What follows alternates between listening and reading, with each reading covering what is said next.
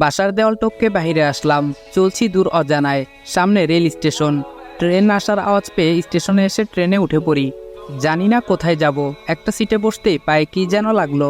তাকিয়ে দেখি একটা লাগেজ, কিন্তু লাগেজটা কার? এই সিটে তো কেউ ছিল না। জানালা দিয়ে সবুজ প্রকৃতি দেখছি।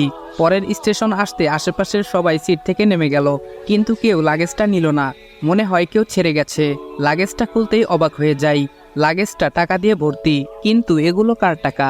দেখি তো লাগেজে কোনো কার্ড বা ঠিকানা আছে কিনা। একটা কাগজ দেখতে পেলাম, সেখানে লেখা, হ্যাঁ তোমাকেই বলছি, সন্ত্রাসীরা আমার পিছু নিয়েছে। জানি হয়তো আমাকে মেরে ফেলবে। প্লিজ টাকাগুলো আমার বাসায় পৌঁছে দিও, নয়তো আমার পরিবার রাস্তায় বসবে। লেখাগুলোর নিচে ঠিকানা দেওয়া। এখন কি করব বুঝতেছি না। এতগুলো টাকাগুলো নিয়ে ঢাকায় চলে আসি। আম্মুর জন্য মনটা কাঁদছে। জানি না আমাকে না পেয়ে আম্মু এখন কি করছে। কাগজে লেখা ওই ঠিকানায় সিএনজি করে যাচ্ছি, আর মনে পড়ছে আম্মুকে। সামনে একটা কার ও পিকআপ মারাত্মক অ্যাক্সিডেন্ট হয়। রক্তাক্ত হয়ে গাড়িতে একজন লোক পড়ে আছে, কিন্তু কেউ এগিয়ে আসছে না। সিএনজিটিকে থামিয়ে দৌড়ে গাড়িটির কাছে গিয়ে লোকটিকে বের করলাম। অনেক জায়গায় আঘাত পেয়েছে, মাথা ফেটে গেছে, পায়েও ক্ষতের সৃষ্টি হয়েছে, রক্ত বের হচ্ছে অনেক। আমি সিএনজি চালক ভাইকে বললাম, ভাইয়া একটু এদিকে আসেন, লোকটিকে হাসপাতালে নিতে হবে। বেশিক্ষণ এভাবে থাকলে লোকটি মারা যাবে। সিএনজি চালক ভাই বলল, ভাই ছাড়ুন তো এসব, আমার আবার আপনাকে নামিয়ে অন্য প্যাসেঞ্জার নিতে হবে, এসব পুলিশ দেখবে, আপনি গাড়িতে উঠুন। আমি বললাম, আপনাকে ডাবল ভাড়া দিব, লোকটিকে নিয়ে আগে হাসপাতালে চলুন। এদিকে লোকটির অবস্থা আরো খারাপ হতে লাগলো। তাড়াতাড়ি সামনের একটা হাসপাতালে নিয়ে আসলাম। ডক্টর লোকটিকে কেবিনে নিয়ে আমাকে বলল, পেশেন্টের অবস্থা খুবই খারাপ, ইমার্জেন্সি অপারেশন করতে হবে। আপনি ওনার কি হন? আমি বললাম, ছেলে। ডক্টর বলল, এখনই ক্যাশ কাউন্টারে 5 লাখ টাকা জমা দিন, আমরা অপারেশন শুরু করে দিচ্ছি, নয়তো ওনাকে বাঁচানো সম্ভব হবে না। আমি বললাম, ওকে ডক্টর, আমি টাকা জমা দিচ্ছি, আপনি অপারেশন শুরু করে দেন। কি করব ভাবছি, আমার কাছে তো 500 টাকাও নাই। এই টাকাগুলো তো আমার না, সবার আগে জীবন বাঁচানো ফরজ, তাই আর কোনো কিছু না ভেবে টাকা জমা দিলাম।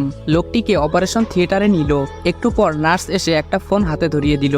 নার্স বলল, এই ফোনটা পেশেন্টের কাছে ছিল, আর জরুরি 2 ব্যাগ ও নেগেটিভ রক্তের ব্যবস্থা করুন। আমি বললাম, আমি দিব রক্ত, আমার রক্তের গ্রুপ ও নেগেটিভ। ডক্টর বলল, আপনি তো 1 ব্যাগ দিতে পারবেন, আর 1 ব্যাগ। আমি বললাম, ডক্টর আমার শরীর থেকেই 2 ব্যাগ নিন প্লিজ, তাছাড়া আমি এখন রক্ত কই পাবো, আমার শরীর থেকে নিন প্লিজ। ডক্টর বলল, না এটা কি করে হয়।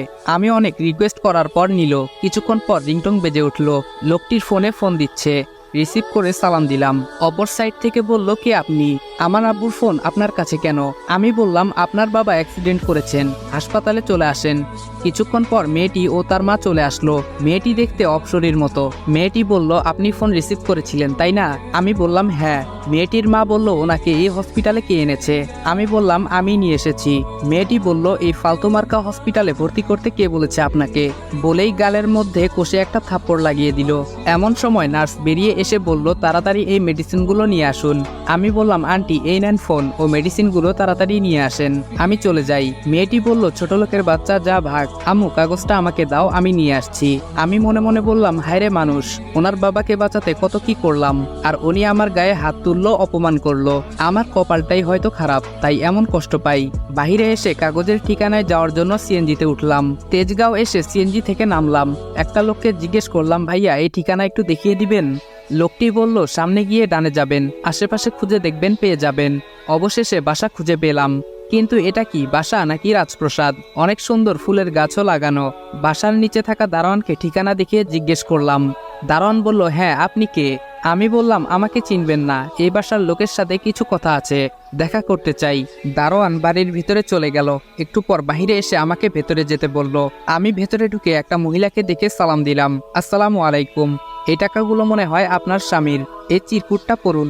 পকেটে হাত দিয়ে খুঁজে পেলাম না, মনে হয় হারিয়ে ফেলেছি। আমি বললাম, কই গেল? পকেটেই তো ছিল। মহিলাটি বলল, কি হলো, বিড়বিড় করছেন, কিসের টাকা, কই দেখি। আমি বললাম, লাগেজের চেনটা খুলে দেখুন। আন্টি বলল, ইমির বাবা তো এই টাকা নিয়ে আসার কথা, উনি কই? আমি বললাম, আমি জানি না, আমাকে কথা বলতে না দিয়ে তুমি আমার বাবাকে খুন করনি তো? কই সব দারোয়ান? সবাই এসে আমাকে বেঁধে